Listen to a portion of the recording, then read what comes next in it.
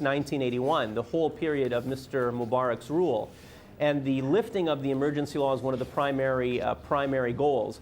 I believe that if the Supreme Council of the Armed Forces and the newly appointed Prime Minister want to retain credibility, want to continue, that has to be one of the measures that is rescinded immediately, a lifting of the emergency law. That would buy a tremendous amount of good faith and goodwill among the population and certainly among the protesters. It's in their interests to remove the emergency law, and I think it is a necessity for a democratic Egypt to be achieved, that law has to be done away with.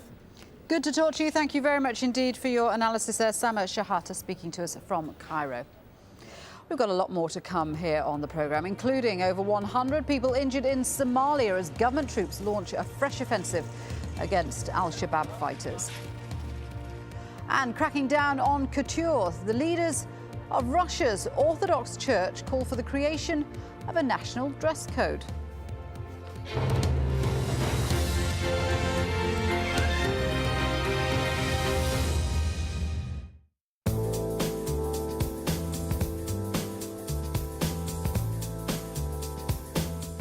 Hello and welcome to another look at the international forecast. And we're starting in the Middle East, where at last we've got temperatures starting to push back up in the right direction. We should see temperatures getting up into the mid-20s once again here in Doha. Similar values to come to for Abu Dhabi. 1 or 2 showers, a possibility just around the southern end of the Red Sea. But I think for most of us, it's going to be a case of hazy sunshine through Sunday and indeed into Monday. Those temperatures starting to edge a little further upwards as we go on through Monday. So 26, 27, certainly a possibility for us. Plenty of warm sunshine around. Warm sunshine too, stretching across good parts of South Asia. 35, 36 Celsius there from much of India. It's up towards the far north where we still have some wintry flurries to come. More heavy snowfall over the higher ground through Afghanistan. To the south, still a chance of 1 or 2 showers to come for Sri Lanka. But I think as we go on into next week, it should turn increasingly dry and bright. Dry and bright too across much of South Africa. The seasonal showers continue to stretch their way through Angola, Zambia, into Mozambique. Madagascar still seeing some very heavy rain over the next day or so. 23 Celsius there for Antananarivo.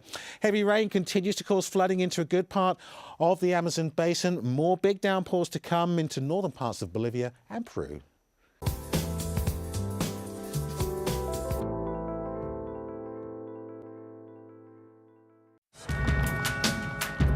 Leaders are remembered, be they loved or feared. Alone they are inscribed on the pages of history. But what of the men and women whose hands build their monuments and whose blood stains their battlefields? The people who, against all odds, wield the power to reshape history. People in power at this time on AlJazeera.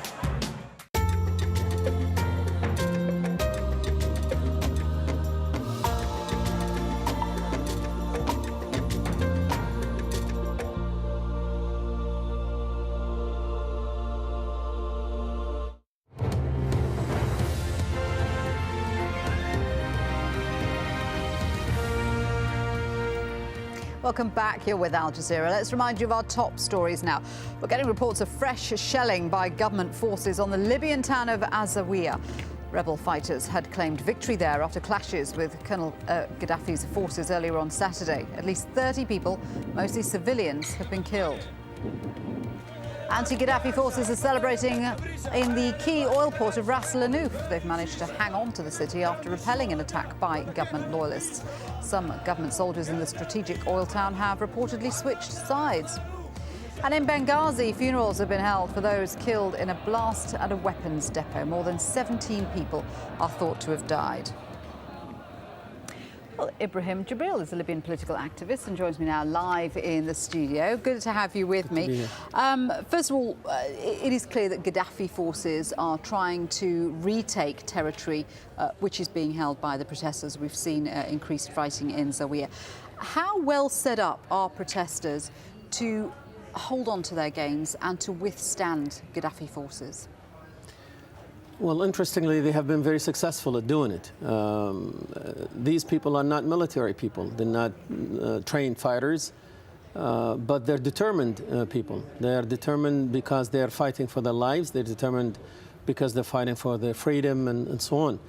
And I think that that's what's fueling them, because it's certainly not military training. We've seen also Gaddafi and his goons trying to take certain places, not every territory. We haven't seen him try to take back Tobruk or Darna or Bayda or Benghazi or any of these places. But he's tried to take Al-Brega. He's tried to take Zawiya several times, repeatedly.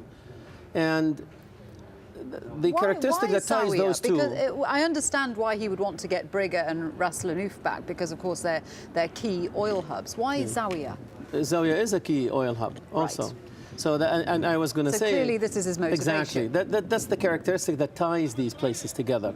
They fought really hard for Al-Brega and they lost. They even had airplane runs, fighter plane runs in Al-Brega. That didn't deter these untrained, unskilled, unarmed fighters. I mean, they have whatever they captured from Gaddafi's people. These are the arms that they're using to fight back with. What we're seeing now is, again, is failed attempts, failed tries by Gaddafi to assert himself, I think, in my opinion, to certain Western observers who are still keen about oil, particularly. And he wants to say to them, trust me, I am in charge, I will deliver, I don't worry about the supply, it's safe. That message, if they are still listening to that message, I hate to tell them, he is not in charge, he cannot secure it, he cannot deliver it. All oil venues in Libya, at least a good portion, 85% or better, are in the hands of the Libyan people today. As you say, it is quite amazing that without the organizational capabilities and the central command structure, that they have managed to take and hang on to what they've got. Do you think, our reporter in Benghazi was saying that people there realise they're going to have to do it on their own now? They can't count on Western intervention. Do you think protesters are happy about that, or are they getting frustrated that there isn't more direct action by outside forces? I tell you, the Libyan mentality is very unique in that sense. We like to fight our own fight all the time. And we really don't want somebody else's to fight it for us. And that's why you hear time after time, we don't want any foreign forces to step a foot on our soil. What they have been saying is that, give me a fair fight, even an unbalanced fight, I'm willing to fight it. But stop somebody bombarding me from the air. I can deal with the ground. Just give me room to have a quasi-fair fight. That's all they're asking for. So the calls that have been going out is, we are getting killed by the air, by heavy shelling, heavy bombardments, even from tanks and so on. Very uneven fight. They're willing to die. They're willing to fight. They have proven it time and time again. But they're saying the world is standing by and watching. And we are extremely disappointed and disillusioned by what the world has done for us, which is absolutely nothing to date. And that includes the Arab world.